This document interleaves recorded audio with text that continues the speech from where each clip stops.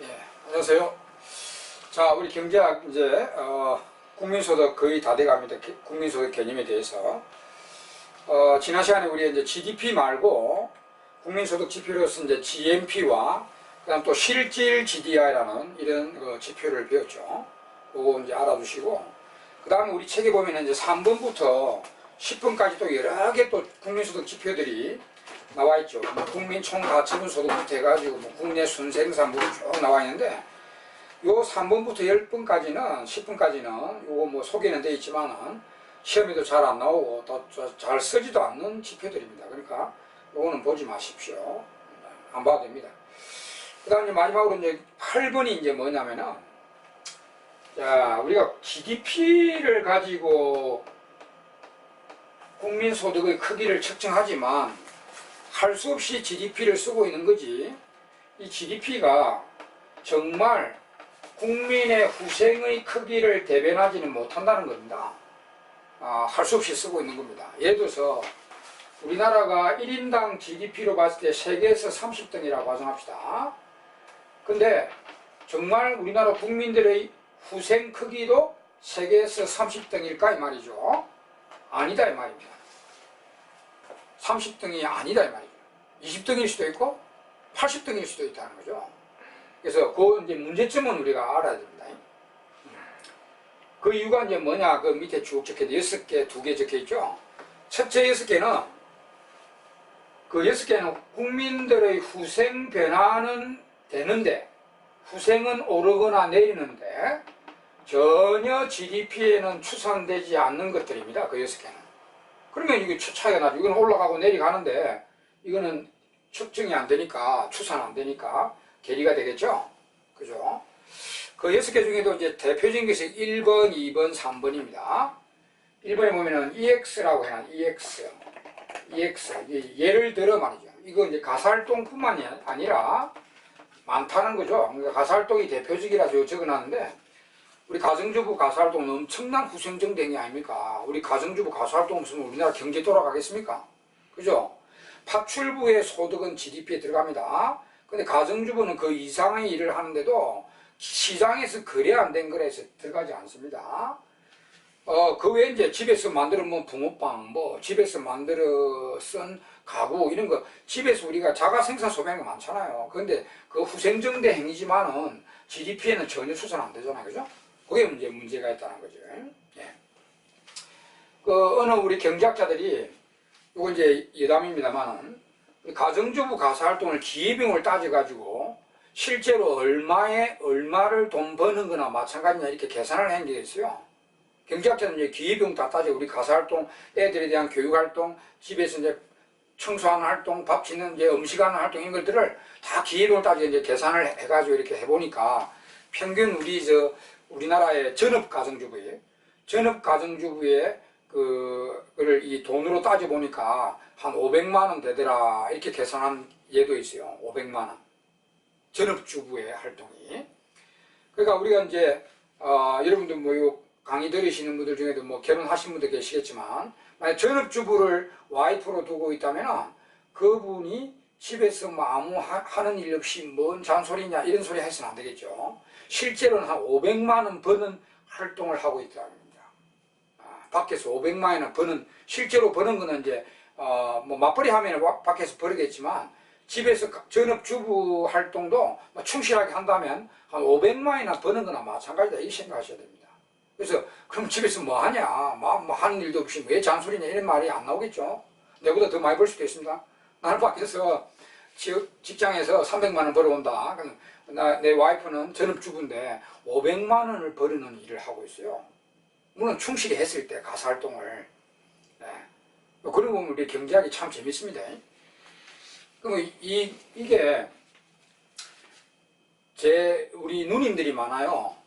누님들이 5분이 계시는데 우리 누님들 이제 예를 들면 우리 누님들 중에 이제 시집 안 갔을 때는 이제 직장 생활 하다가 시집을 딱 가자 이제 직장을 그만두고 전업주부로 있었던 누님도 있고 그 다음에 결혼해도 계속 이제 밖에서 그 직업을 계속 갖고 이제 이렇게 그 밖에서 일을 한 누님도 있고 한데 그 두 누님을 우리가 제가 딱 비교를 해보니까 저는 뭐 경제학을 하니까 가사활동도 이게 이제 저는 가사활동 이제 이 경제활동 하는 거다라고 생각하니까 그 우리가 A 누님은 이 결혼하고도 계속 밖에서 일을 했단 말입니다. 그 은행에 다녔었는데 결혼하고도 애 뭐 둘까지 조카들 둘 놓을 때까지 계속 은행에 근무를 했어요. 그러면 밖에서 일을 해가지고 뭐 월급을 뭐 300을 뭐 500을 벌었다 합시다. 월급 한 300을 벌었다 지금 500은 너무 많습니까? 그래서 뭐 300을 실제로 벌어왔어요. 실제 수입은. 그다음 이제 가사활동은 아무래도 좀 불충실하죠. 밖에서 일을 하니까 가사활동은 좀 불충실할 겁니다. 남편하고 불화도 있고요. 그럼 애들도 뭐 이제 다 그 뭐 어린이집에 맡기고 뭐 보모를 두고 이렇게 다 맡겼다는 거예요. 그죠? 그러니까 가사활동이 좀 부족하고 그럼 가사활동을 한 게 많이 좀 부족하겠지만 그 가사활동을 한 돈으로 따져서 한 200만 원치 했다 합시다. 예. 그러니까 이제 B라는 누님은 이제 결혼하시고 난 뒤에 바로 이제 전업주부로 갔어요. 그럼 이 전업주부를 이제 충실히 했다고 쳤을 때 500만 원어치 했다. 이렇게 보는 건데, 그러면 따지고 보면은 실제 수입은 요것밖에 안 보이죠. 요런 거는 안 보이잖아요. 그죠? 실제 수입은 아니잖아요. 그러니까 실제 수입은 A 누님이 많이 벌었죠. 300씩 계속 벌어왔으니까. 그러니까 돈도 이 누님이 많아요. 실제 돈은 더 많아요. 돈은 더 많은데, 부자고 한 이 누님은 뭐 이제 그냥 정상적으로 살고 계시고요. 부자는 아니고. 근데 전업주부 활동을 이제 충실히 했단 말입니다. 그럼 500만 원 벌었다. 그 저는 볼 때는 경제적으로 보면 이 두 누님이 똑같다 봐야 됩니다. 이 두 누님이 똑같다 봐야 돼요. 왜냐면은 요 누님은 가사활동이 좀 불충실했을 때 이제 예를 들어서 이 조카들에 대한 교육을 보면은 이 누님의 조카들 둘이 있는 남자 둘이 있는데요. 뭐 지금은 다 장성애가 잘 돼가 있지만 어릴 때 보면은 내가 이게 뭐 이 명절 때 보면 이제 조카들 놀러 오고 이렇게 보잖아요. 여기 이 누님의 아들 둘이는요 좀 정서가 불안하더라고. 어릴 때 정서가 불안해요. 그러니까 이 애들 다 내가 관찰해 보니까 이 초점이 안 맞아요. 눈이 딱 남들 눈치만 보려고 남들 의식하고 이렇게 정서가 굉장히 불안. 둘 다. 그게 가사활동을 충실히 못했기 때문에 좀 더 남들에 의해서 키워졌거든요. 우리 남들에 의해서 키우는 이 자기 자식처럼 그렇게 안 하잖아. 충실히 정도 그렇고. 그리고 여기에 또 조카들도 있어요. 이건 조카 3명이 있는데 가정주부를 가사활동을 충분히 했어요. 이 조카들은 다 어릴 때 보니까 이게 정서가 다 안정되어 있어요. 뭐 공부를 잘하고 못하고 떠나가지고 마음적으로 이게 내적으로 이게 정서가 굉장히 안정되어 있더라고요. 네? 그러니까 그게 충실히 저는 가사활동을 했다. 불충실하게 했다. 그런 거죠. 어찌 보면은, 그러니까 이게 두 개 뭐 똑같이 해서 500만 원 똑같다고 봐야 되는데, 어찌 보면 나는 이게 더 나은 것 같아요. 이분이 뭐 돈은 많죠. 돈은 많으니까.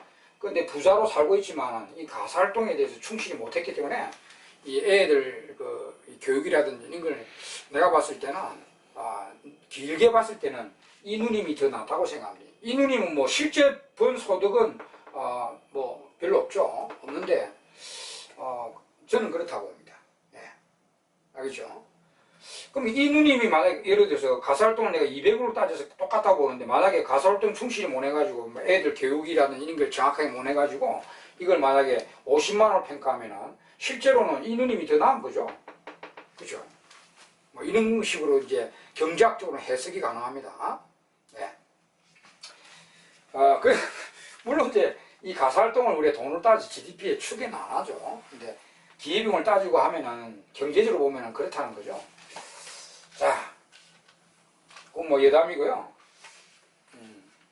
그 다음 여기 이제 대표적인 그 다음 두 번째는 또 EX에 해가지고 보면은 여가 등 사회적 효용제라고 되어 있는데요. 여가뿐만 아닙니다. 여가가 대표적이라 적어놓은데 우리가 여가를 국민들이 여가를 잘 즐겨가지고 이제 심리적으로 후생이 올라가는 거 있죠. 그 외에 이제 뭐 이제 국민들이 행복감을 느낀다. 우리가 뭐 월드컵에서 우승해버리다 그러면 와 국민들이 뭐 심적으로 엄청나게 후생이 올라가죠.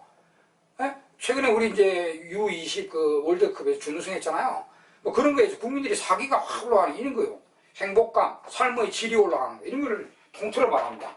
이런 거요, 후생은 엄청나게 올라가는데 GDP 전혀 추산되지 않습니다. 그죠? 그 다음에 이제 세 번째는 요 2번하고 정반대입니다. EX. 환경오염이나, 우리 공해 피해 등 사회적 비효용제라 했습니다. 자, 우리 공해를 많이, 최근에 미세먼지 문제 엄청 많죠. 공해를 많이 피해본다는 오염, 그 다음에 쓰레기, 그 다음에 이거 외에도 정치 불안, 소요 사태, 우리나라 같으면 전쟁 운운, 예? 우리 북한하고 비핵화 협상이 잘 돼가면 국민들이 여기에 속하죠, 여기. 우리 이제 평화다. 이제 통일이 되겠네. 이런 이제 국민들의 어떤, 이런 행복감, 만족감. 그 반대로 이제, 우리 비핵화 협상이 타입이 안 됐다. 다시 옛날로 돌아갔다. 전쟁 운운되고 이렇게 되면은 국민들이 불안감을 느끼죠. 정치 불안, 소요 사태, 이런 거, 범죄 횡행, 이런 걸로 해서 불안감 느끼는 거, 이런 걸 통틀어서 말합니다. 이런 거 후생 엄청 깎이는데 GDP는 전혀 추산되지 않습니다. 맞죠? 이게 이제 대표적입니다. 그 다음에 네 번째는 우리 이제 상품의 질과 가격의 괴리입니다.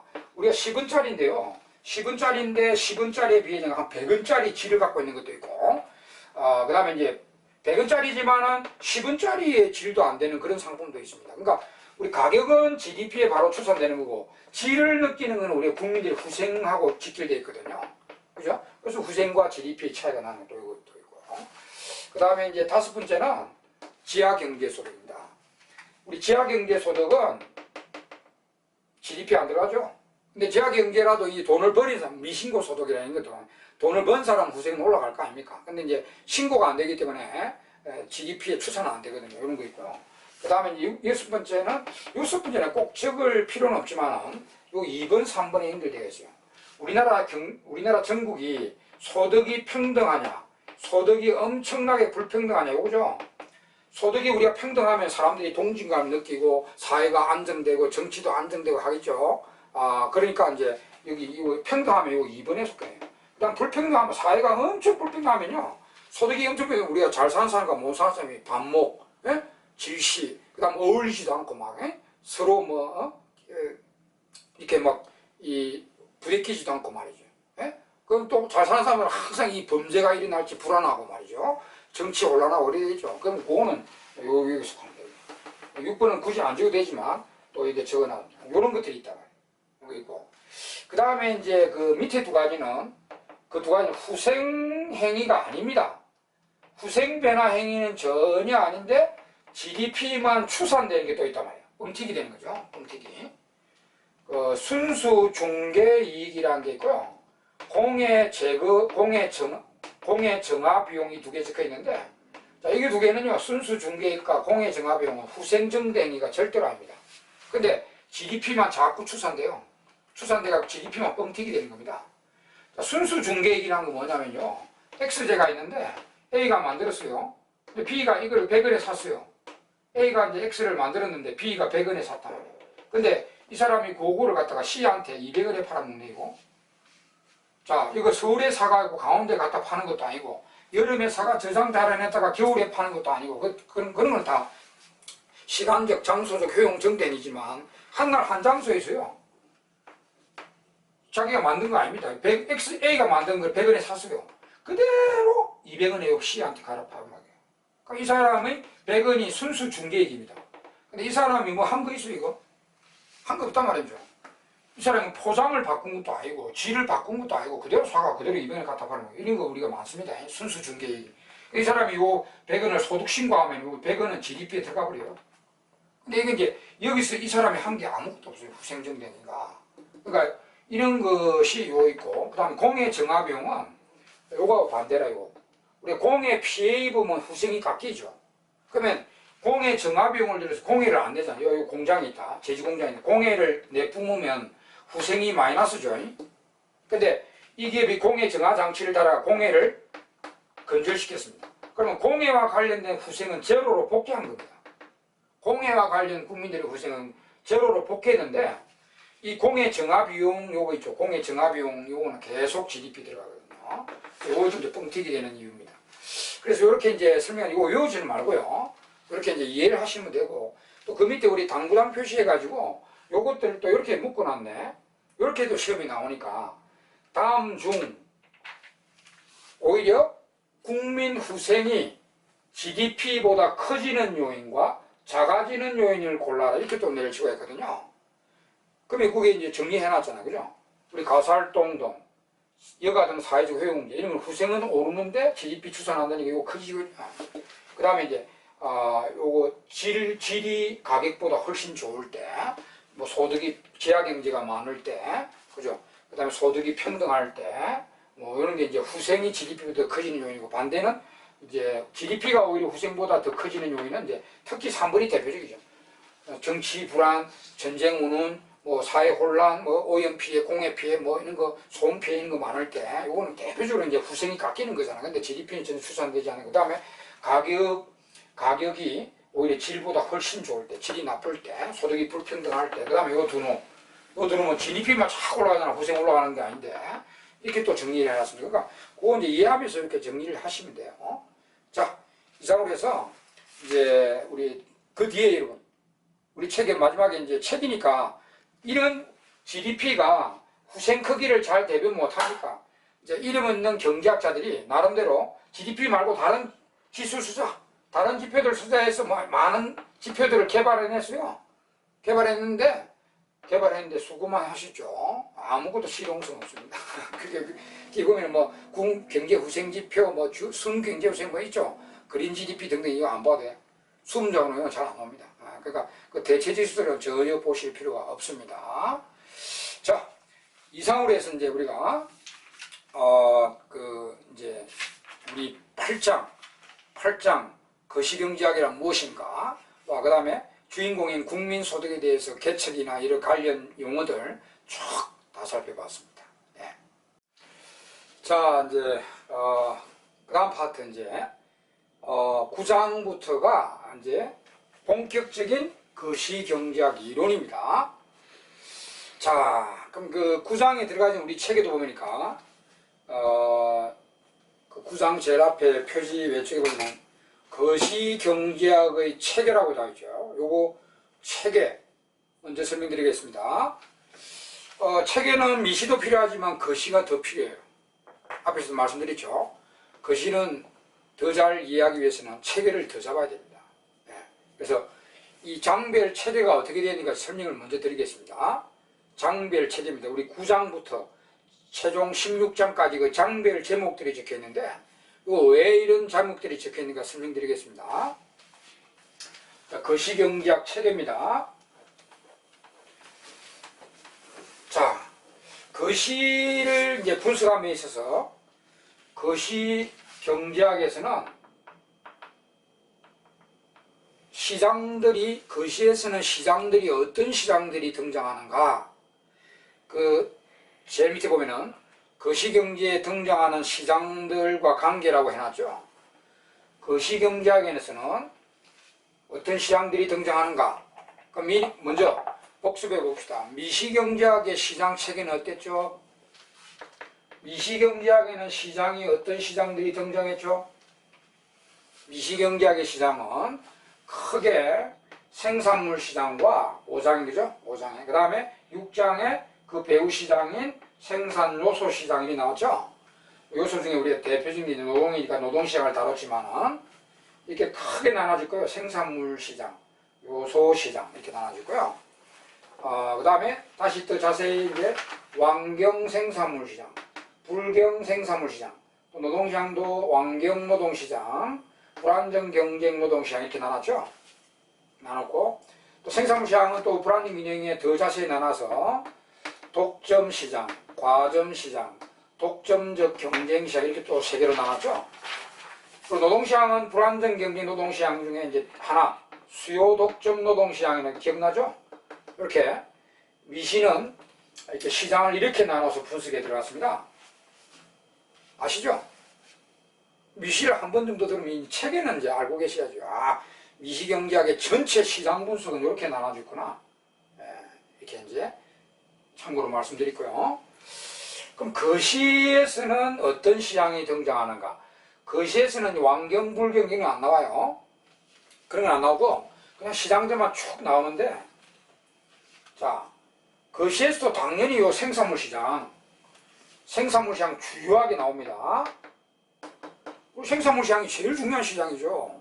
왜? 우리 앞에 8장에 우리가 1년 동안에 붕어빵, 요 생산물 시장에서 붕어빵만 만든다 했을 때 붕어빵을 1년 동안에 부지런히 만들어야 시장에 갖다 판 금액이 GDP 아닙니까? 국민소득. 그러니까 생산물 시장이 제일 중요한 시장입니다. 당연히 나오고요. 그 다음에 이제 미시에서는 전혀 안 나왔던 시장이 나옵니다. 화폐 금융시장이 들어와요. 화폐 금융시장. 여기 뭐 정권시장도 같이 들어옵니다. 주식 채권시장도 같이 들어옵니다. 주식 채권시장도 정권시장도 화폐 금융시장이 들어옵니다. 그러니까 정권시장도 같이 들어갑니다. 이 시장이 이제 미시에서도 안 봤던 시장이죠. 이 시장이 들어와요. 네. 그 다음에 이제 노동시장이 들어오는데요. 노동시장은 이게 이제 노동만 말하는 게 아니고, 노동만 변수로 나중에 보시면 압니다. 노동만 변수로 잡았지 자원,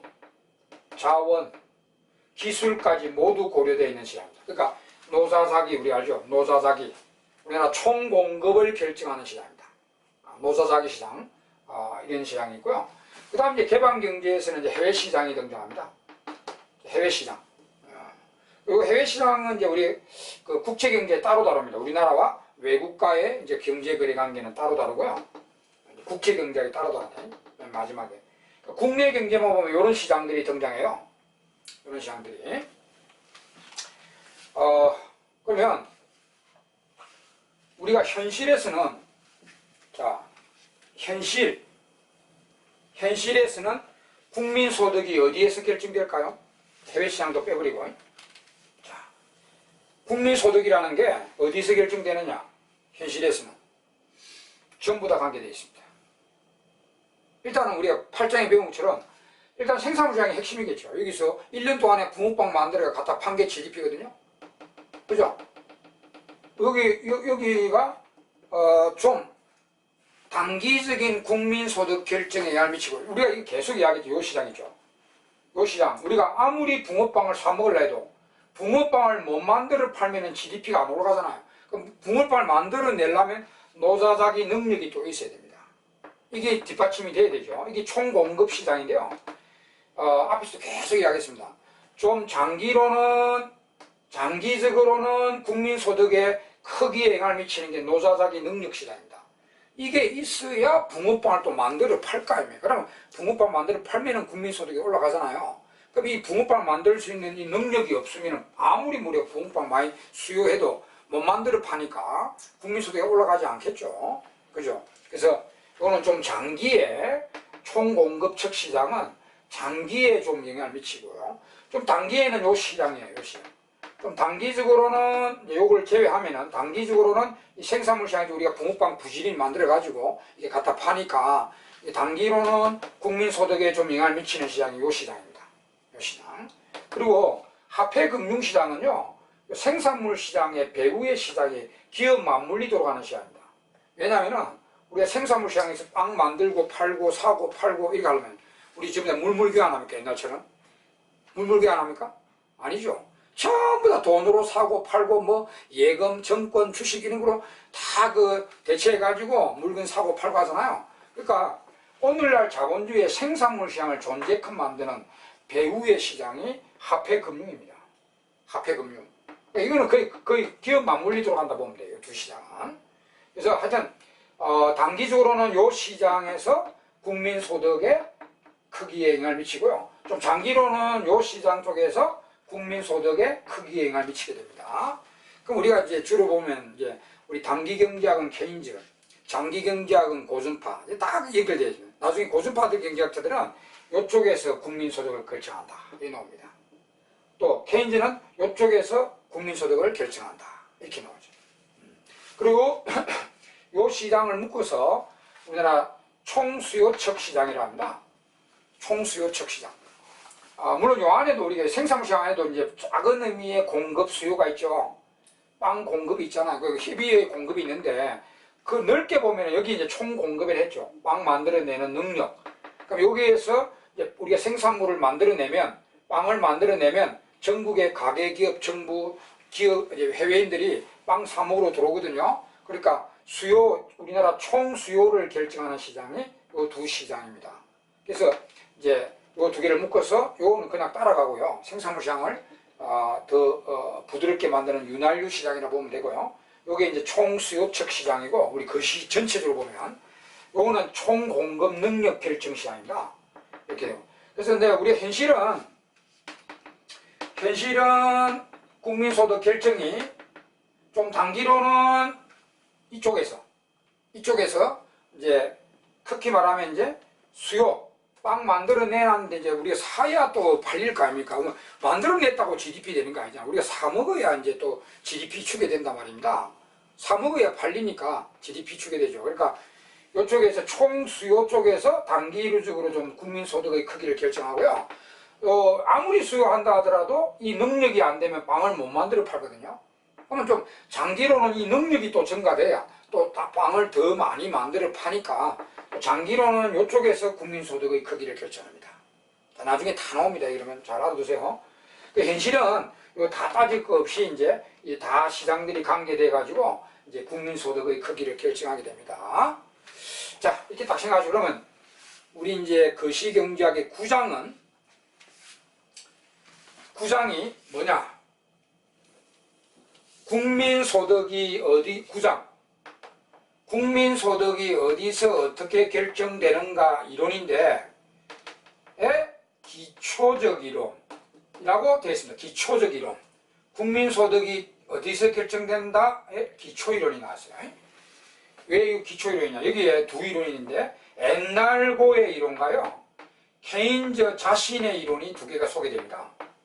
9장에서는 국민소득이 어디서 어떻게 결정될 것이라는 이론 중에 기초적 이론인데요, 옛날 고전파 이론과 케인즈 자신의 이론이 소개됩니다.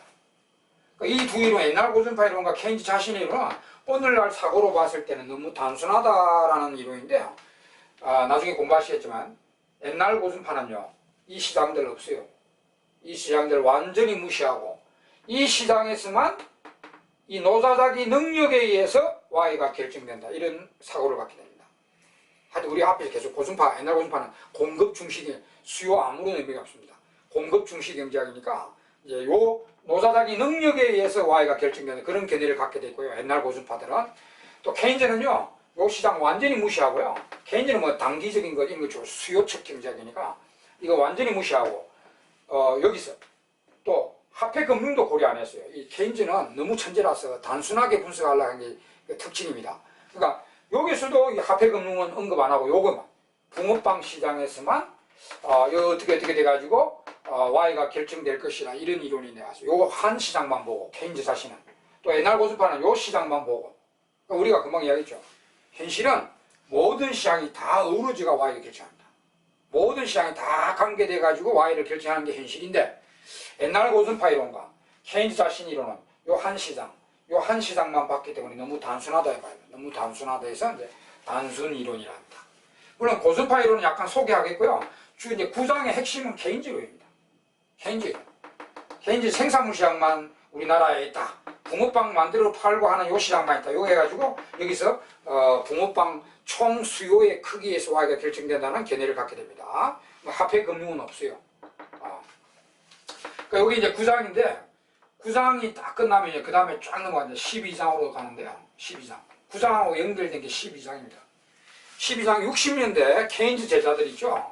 힉스와 한센이라는 이 케인즈 제자들이요, 자기 스승 이론을 공부했단 말입니다. 그럼 자기 스승 이론이 맞기는 맞는데, 생산물 시장에서 Y가 결정된다는 게 맞는데, 우리 스승님은 너무 단순하게 했다. 우리가 볼 때는 생산물 시장을 이야기하려면 기업 맞물리 돌아가는 화폐금융을 빼놓을 수는 없겠다. 우리 스승님은 너무 단순하게 하려고 했는데, 우리는 요거를 같이 결합하겠다.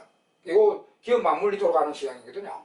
그래서 요 자기 스승 이론에다가 화폐금융 시장도 결합하여 이 두 시장을 동시에 다루면서 Y가 어떻게 결정될 것이라는 이론이 나와요. 그게 이제 일명 ISLM 이론입니다. ISLM 이론. 이 IS와 LM은 약자입니다. 이 ISLM, 이거 자기 힉스 한센의 논문에 자기들이 이제 IS, LM 이렇게 약자를 썼기 때문에 그렇게 유리됩니다. 물론 원어는 뭐 인베스먼트, 세이빙 뭐 이런 게 있는데 원어는 있는데 원어는 알 필요 없어요. 그냥 앞으로 IS라면 생산물 시장을 뜻하는 약자고 LM이라 하면은 화폐 금융을 뜻하는 약자입니다. 그죠? 그래서 이제 생산물 시장은 자기 스승이 구장에서 잘 해놨으니까 자기 스승 이론을 그대로 따라옵니다. 따라오고 그 다음에 우리 11장에서 화폐 금융 시장만 집중으로 다룹니다. 11장에서 화폐 금융 시장만 집중으로 다뤄요. 11장 요가고 이제 요 자기 구장의 자기 스승 이론을 결합하는 모델이 12장입니다. ISLM 이론. 그러니까 업그레이드 된 거죠. 구장의 케인즈 단순 이론에서 화폐 금융을 추가한 업그레이드 된 이론이 힉스 한센의 12장 ISLM 이론입니다. 이렇게 이제 확대된 거죠. 현실적으로 되는 거죠. 그냥 현실적으로. 그 다음에 또 이제 확대됩니다. 13장으로 가면요. 여기까지 들어옵니다. 이 시장도 고순파 이론이지만 장기로는 소득에 영향을 미치는 시장이 되고 장기로는 소득 결정에 영향을 미치거든. 그러니까 요 시장까지도 같이 들어옵니다. 여기 기존의 ISLM에다 요 시장까지 같이 붙여버리는 거예요. 그러니까 요 두 시장을 총수요측 시장이라고 했잖아요. 요 두 시장을. 그러니까 요거 총공급 시장이니까 이게 총수요, 총공급 이론이 나와요. 13장이 이제 총수요, 총공급 이론이 등장합니다. 이거는 ISLM에서 또 한 단계 업그레이드 되는 이론입니다. 더 현실화되는 이론. ISLM 이론이 그냥 AD로 이렇게 이제 묶어지는 거고요. 총수요측 시장이 ISLM이거든. 생산물 시장과 화폐금융을 합쳐서 총수요측 시장인데, 거기다가 이제 총공급측 시장도 같이 결부되는 거죠. 노자자기 능력 시장도 같이 결부되는 시장으로 갑니다.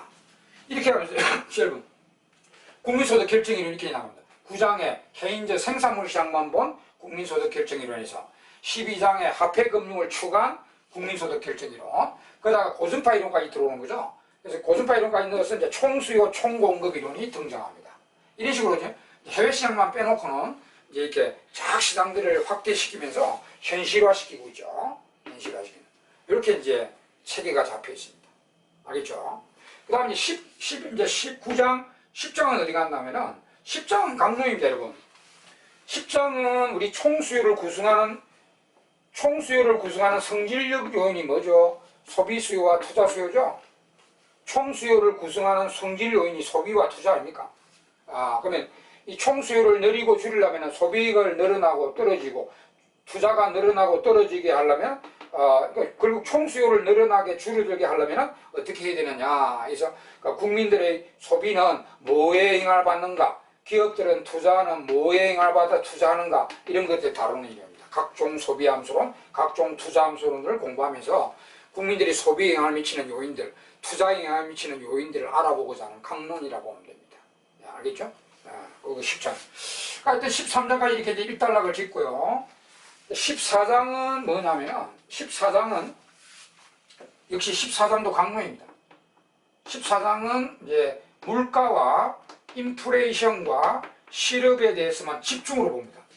물가지수의 종류, 인플레의 원인 종류 대책, 실업의 종류 원인 대책 이런 거 집중으로 보는데 한 50%는 복습을 하는 장입니다. 50%는 새로운 걸 공부하지만 이 앞에 배운 것들은 이제 50%는 요 세 가지에 대해서만 집중으로 다루는 장이 15장, 14장이고요. 그 다음 15장은 또 역시 다른 책의 항목입니다. 자본주의가 왜 경기가 호황불황을 거듭하지? 경기 변동론. 호불황을 거듭하는 이유가 뭐지? 그 다음에 자본주의가 경제 성장해온 이유가 뭐고, 성장을 위해서는 뭐가 중요하지? 이거 두 개입니다. 경기 변동론과 경제 성장론을 다루는 우리 소위 말하는 동태거시경제학이라고 합니다. 15장은. 경기 변동론과 경제 성장론을 다루고, 마지막 장이 이제 16장요. 국제경제학입니다. 마지막 장이 국제경제학. 우리나라와 미국과의 경제 거래 관계. 국제 수지나 환율, 무역 정책론, 뭐 이런 거, 쭉 이제 무역에 관련된 이야기들이 쫙 나옵니다. 네. 그래서 그게 이제 마지막으로 국제경제학을 다루면서 거시경제학이 막을 내립니다. 이런 식으로 여러분의 장별로 이렇게 제목들이 나와 있는 이유가 뭔지 이런 걸 쫙 보고 이렇게 이제 살을 붙여 나가야 됩니다. 아시겠죠? 그러니까 결국 이제 핵심은 9장, 12장, 13장이거든요. 다 국민소득 결정이니까 시장들이 붙어 들어가는 거죠. 더 점점 붙어 살게. 그래서 이런 9장에 케인즈 생산물 시장 이론이 여기서 끝나는 게 아니죠. 여기서 했다가 ISLA 12장에서 ISLA 할 때 또 나옵니다. 생산무시. 또 13장에서도 생산무시가 또 나와요. 그러니까 9장에 배우는 케인즈 생산무시항을 거기서 끝나버리면 안 됩니다. 잘 공부를 해다가 잘 저장해놨다가 12장 가서 13장 가서 계속 등장합니다. 시간들이 자꾸 추가가 된다는 보면 되죠. 네. 이런 식으로 거시경제학은 체계를 갖추고 있습니다. 요 큰 뼈대거든요. 이 뼈대를 잡고 이제 슬슬 이제 살을 붙여 나가기 바랍니다. 자, 이번 시간은 여기까지 하고 다음 시간에 본격적으로 9장 국민소득 결정의 기초 단순 이론에 대해서 들어가도록 하겠습니다. 예, 수고하셨습니다.